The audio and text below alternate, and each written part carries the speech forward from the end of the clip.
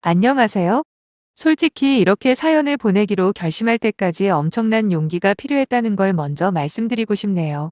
아주 민감한 집안 내부의 이야기라 가장 가까운 친구들한테도 털어놓지도 못하고 혼자서 끙끙 앓고 있었거든요.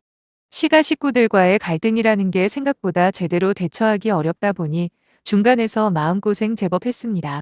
물론 결혼 전만 하더라도 나만 똑부러지게 행동하면 된다는 철없는 생각을 했었지만 막상 결혼하고 나니까 기분 나쁜 소리를 들을 때마다 이혼할 수도 없고 참 애매하더라고요. 그나마 시어머니는 어느 정도 상식이 있는 분이라 참을 만한데 남편에게 하나 있는 여동생인 시누이는 문제가 또 다릅니다. 남편이라도 제 입장을 이해해주고 편들어주지 않았다면 아마도 벌써 이혼하고 남남이 되었을지도 모르겠네요. 뭐가 그렇게 제가 마음에 안 드는지는 모르겠지만 가족 행사 때 한 번씩 신우랑 마주치면 저를 쳐다보는 눈초리가 심상치 않았어요. 말할 때 톡톡 쏴대는 건 기본이고 일부러 식구들 식사하는 자리에서는 메인 반찬도 제 앞에 놔주지 않더라고요. 물론 그때마다 남편이 저를 챙겨주기는 하지만 이렇게까지 유치하게 저를 무시하고 따돌리려는 시누이가 너무 짜증이 났습니다. 그런데 결혼하고 딱 1년 만에 제가 아들을 낳자 평소에 저를 대면대면하게 대했던 시부모님이 달라지셨어요. 그렇다고 대놓고 저를 미워하신 건 아니지만 그렇다고 딱히 다정하게 대해준 것도 아니거든요. 그런데 이제는 손자 보여달라 부탁을 하고 우리 집에 한번 오기 위해 제 눈치를 봐야 하는 상황이 되어버린 거죠. 제 나이 33세 아이를 낳았는데 애초에 둘째 생각은 없었고 아들이건 딸이건 하나만 낳아서 잘 키우자는 생각이었어요. 시부모님은 제가 임신했다는 소식을 듣자마자 아들아들 그러시긴 했지만 저와 남편은 자식의 성별 따위는 아무 상관도 없었습니다. 그저 건강하게 잘 태어나주기만 하면 더 바랄 게 없었죠. 어쨌든 우리 아들이 올해로 3살이거든요. 시부모님은 시간이 갈수록 손자 사랑에 빠져 계시고 남편 역시 아들 바보가 돼가지고는 회식 자리에 나가본 게 언제인지도 모를 만큼 퇴근하면 집으로 곧장 달려옵니다. 덕분에 저는 현재 복직 준비를 마음 편하게 하고 있어요. 시어머니께서는 제가 복직하는 걸 적극적으로 찬성하고 계시죠. 이유는 별거 없어요. 제가 회사를 다니면 그만큼 손자랑 함께 있는 시간이 길어진다는 이유인데 그런 모습을 보고 있자면 저까지 흐뭇해지긴 하더라고요. 처음에는 아들이 아니라 딸을 낳았어도 저렇게까지 좋아하실까. 뭐 이런 반발심이 없던 것도 아니지만 막말로 아들이던 딸이던 무슨 상관 있겠습니까? 할아버지 할머니 사랑 듬뿍 받으며 자라는 것도 큰 행운이라고들 하잖아요. 특히 저 같은 경우에는 태어나자마자 조부모님께서 돌아가시는 바람에 할머니나 할아버지 사랑 같은 건 받아보지도 못하고 컸네요. 아무튼 문제는 따로 있었으니 작년에 신우가 시집을 가게 되었습니다. 아무래도 나이가 좀 있다 보니 결혼하자마자 아이를 바로 가질 거라고 하더라고요. 그런데 1년이 넘도록 통 소식이 없길래 이상하다 생각은 했었습니다.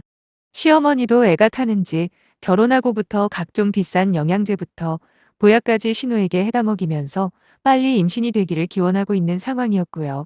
당연한 이야기겠지만 저한테는 그런 거 한 번 해주신 적 없었거든요. 결혼 잘했다고 의기양양하던 신우의 얼굴도 점점 시간이 흐를수록 조급해 보였고 나중에는 전문적으로 병원까지 다니면서 시험관까지 시도한다는 이야기를 들었을 땐 꽤 많이 놀랐어요. 알고 보니 신우이는 병원에서 난임 판정을 받았다고 하더군요. 시험관이 문제가 아니라고 난자 자체에 문제가 있다면서 어떤 방법을 쓰더라도 임신은 가능성이 매우 낮다고 했다네요. 물론 난임 판정을 받은 뒤로도 지금까지 꾸준히 노력을 하고 있기는 한데 그렇게 기다리고 원했던 아이는 생기지를 않았습니다.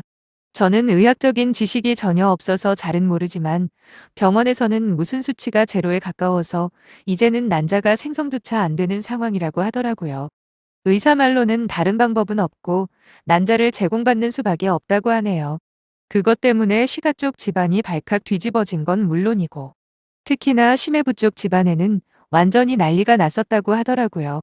심해부가 장손 집안의 장남이라는데 며느리 하나 잘못 들여서 집안대가 끊기게 생겼다고 시누이 시모는 뒤로 넘어가기 일보 직전이랍니다. 저희 시댁 같은 경우에는 그저 평범한 집안이에요. 물론 저희 친정도 마찬가지고요. 당연히 신우도 제 기준으로는 대한민국에 흔히 볼 수 있는 30대 직장인 여성인데 앞에서 말씀드렸듯이 성격은 개차반이라는 말도 아까울 정도예요. 하지만 무슨 재주가 있는지 남자 하나는 제대로 만났더라고요. 신우가 얼마나 자랑을 했는지 웬만한 심해부에 대한 정보는 저도 잘 아는 수준입니다. 서울에서도 손꼽히는 대학을 졸업해서 현재는 유명 회계법인의 회계사로 일을 하고 있고 집안도 꽤 괜찮아서 둘이 결혼할 때 신우는 딱 2천만 원 들고 시집간 걸로 알고 있어요. 물론 서울 강남의 20평대 자가 아파트에서 신혼살림을 시작했고요. 집이며 혼수까지 전부 다 심해부 쪽에서 준비를 했는데 솔직히 말하면 배가 아팠던 것도 사실이에요. 세상 싸가지 없던 신우가 시집을 잘 가니까 저도 모르게 사람 인생이라는 게 참 불공평하구나라는 생각까지 했다니까요. 그나마 얼굴은 반반했던 신우는 처녀 때 남자 관계도 꽤 많이 복잡했던 걸로 알고 있어요. 취미가 클럽에서 남자들이랑 노는 거였을 정도니 자세하게 설명하지 않아도 다들 짐작은 하실 거예요.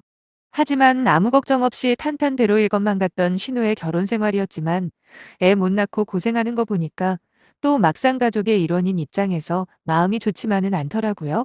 사람 마음이라는 게 참 이상하죠.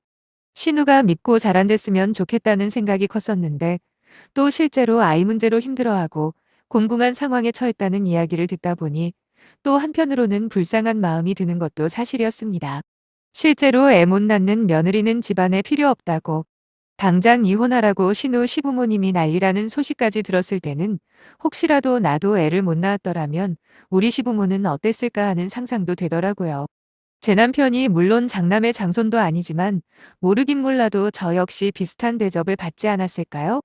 한 가지 다행인 건 그래도 우리 남편은 심해부처럼 나 몰라라 하거나 아니면 오히려 자기가 더 앞장서서 와이프를 구박하지는 않았을 거라는 겁니다.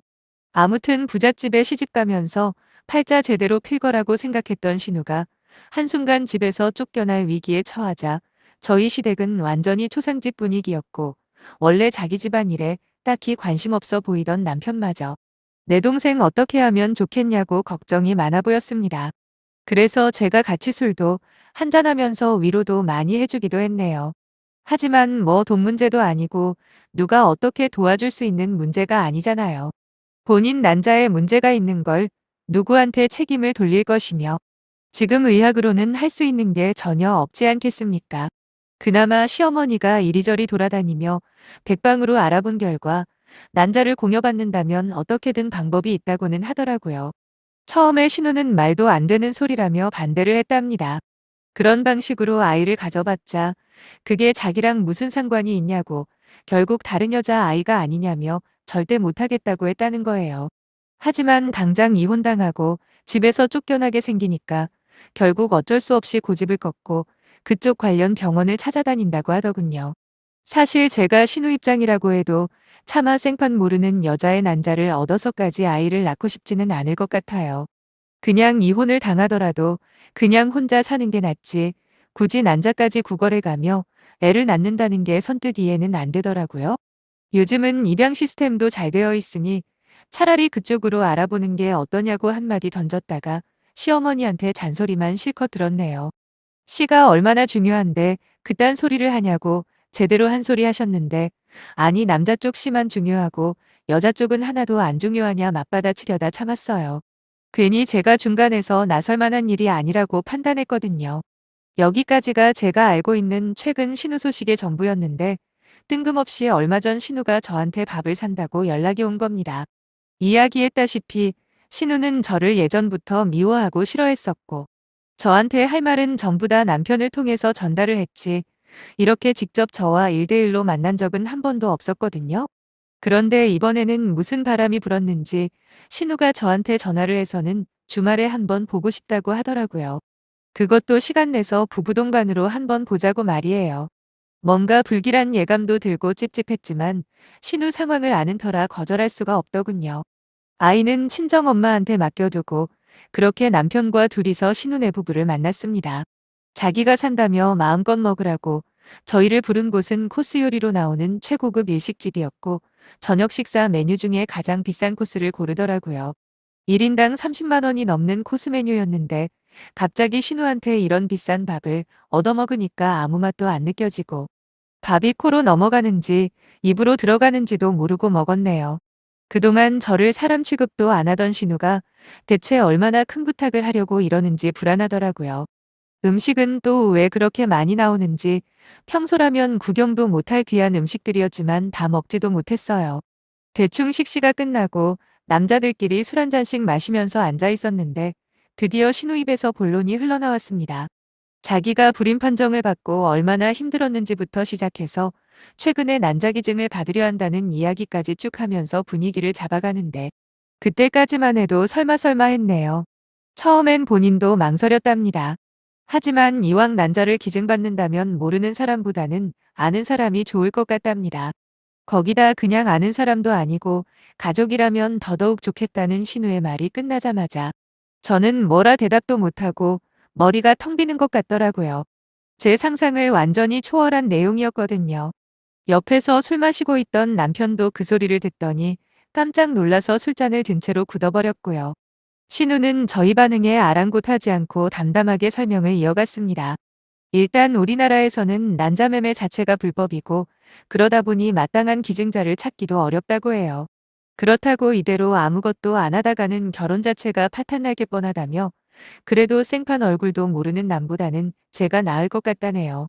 언제는 사람 취급도 안 하더니 이제 자기가 아쉬우니까 눈 하나 깜짝 안 하고 얼마나 저한테 저자세로 나오는지 어이가 없을 정도였다니까요. 언니는 머리도 좋은 것 같고 이목구비도 예쁜 편이니까 언니한테 받는 게 여러모로 최선이라며 저를 치켜 세우더군요. 마음에도 없는 말을 하느라 참 고생한다 싶었습니다. 머리로는 무조건 단칼에 거절을 해야 한다고 시키고 있었지만 또 막상 이혼당하고 쫓겨날 신우 입장을 생각하니 같은 여자로서 어떻게 대답을 해야 하나 고민이 순간 되는 겁니다. 그때 남편이 저 대신 나서더니 가족끼리 그러는 건 아닌 것 같다고 애둘러 거절을 해줬습니다. 심해부는 자기도 창피한지 연거퍼 술잔만 비우고 있었는데 신우는 저희의 반응을 예상했다는 듯 난자 제공하는 게 보통 일이 아닌데다가 병원도 자주 가야 하고 몸도 힘들 거라면서 그에 상응하는 보상을 해주겠다네요. 현금으로 1,000만 원. 신우와 심해부가 제시한 금액이었어요. 거기다 시술 결과에 상관없이 일단 제가 제공해주기만 하면 무조건 선불로 주겠다고요. 솔직히 1,000만 원이던 1억이던 저는 조금도 생각이 없었지만서도 얼마나 간절하면 저럴까 싶은 마음은 있었어요. 제가 원래 마음이 많이 약하거든요. 근데 이건 마음이 약하고 신우가 불쌍하고 말고 뭐 그런 문제가 아니잖아요. 확실한 거절도 승낙도 없이 서둘러 자리를 마무리하고 남편과 저는 집으로 돌아왔습니다. 사실 저나 남편이나 걱정이 되는 건 시술이 아프거나 부작용이 있을지도 모른다는 그런 쪽이 아니었어요. 어쨌거나 우리끼리 비밀로 하더라도 제 유전자를 가진 아이가 태어나는 거 아닙니까? 생물학적으로는 제가 엄마가 되는 건데 막말로 아예 남남이라면 한번 제공해주고 평생 안 보고 살 수도 있죠. 어차피 제 눈에만 안 보이고 마주치지 않는다면 모르겠지만 조카가 되는 거다 보니 어떻게 그럴 수가 있겠어요. 신우랑 저랑 사이가 아무리 안 좋다고는 해도 그래도 한 식구끼리 평생 안 보고 산다는 건 상상도 안 되거든요. 하다못해 시부모님 돌아가시면 장례식장에서라도 마주치지 않겠어요? 거기다 돈 이야기를 꺼낸 것도 솔직히 기분 나쁘더라고요. 신우네가 저희 부부보다 잘 사는 건 잘 알고 있습니다만 그래도 저랑 남편도 남들한테 아쉬운 아내도 될 만큼 자리 잡고 잘 살고 있거든요. 저는 남편에게 이런저런 이유 때문에 조금도 내키지 않는다 이야기를 했고 남편은 전적으로 제 결정에 맡긴다고 대답을 했습니다. 물론 제가 거절을 한다면 자기 여동생이 이혼을 하게 될지도 모른다는 생각에 머리가 복잡해 보였지만 저 말고 다른 기증자를 찾으면 되는 거잖아요. 굳이 왜 가족 중에 한 명한테서 난자를 얻으려고 하는 건지 이해가 안 되더군요. 그리고 다음날 제가 직접 신우에게 연락을 해서 확실하게 거절의 뜻을 전달했습니다. 아무리 생각해도 내 유전자를 가진 아이를 조카로 대할 자신이 없다고요. 차라리 다른 기증자를 찾아보거나 입양족을 알아보라고 신우 사정은 나도 이해하고 어떻게든 도와주고 싶긴 하지만 이건 진짜 아닌 것 같다 그랬어요. 그랬더니 신우가 뭐라고 하는지 아세요? 돈이 적어서 그러는 거면 1,000만 원 더 얹어주겠다는 겁니다. 그리고 평생 아이는 제 눈에 안 띄게 할 거라고 죽은 사람 소원도 들어주는데 산 사람 소원 하나 못 들어주냐는 식으로 조르더라고요.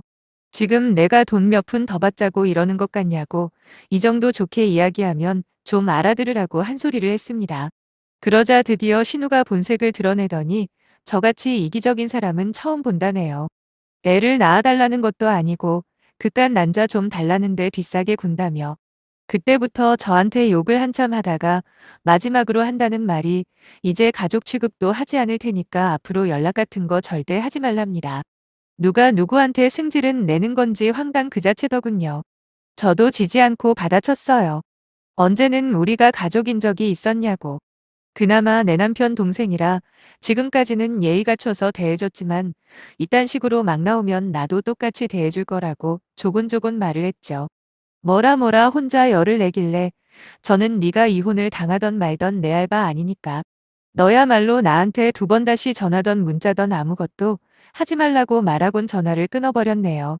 남편한테 곧바로 신우와 나눈 통화 내용을 전달해줬더니 남편 역시 화가 많이 났는지 따로 신우랑 시어머니한테까지 전화해서 난리를 쳤나 봐요. 그 뒤로 신우한테서는 아무런 소식도 없는데 뭐 듣기로는 조만간 이혼을 할 것 같다고 하더라고요. 전에는 안쓰러운 마음이 조금은 있었지만 지금은 오히려 잘 됐다는 생각밖에 안 듭니다.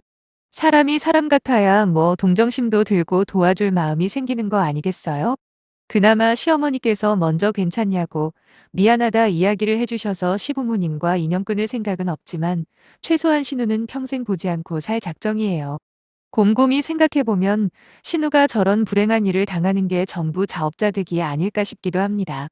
그동안 어떻게 살아왔는지 대충 들어서 알고 있는데 솔직히 신우가 어떤 인간인지 아는 사람들이라면 지금 신우가 당하고 있는 불행들에 대해서 안타깝게 생각할 수 없을 테니까요.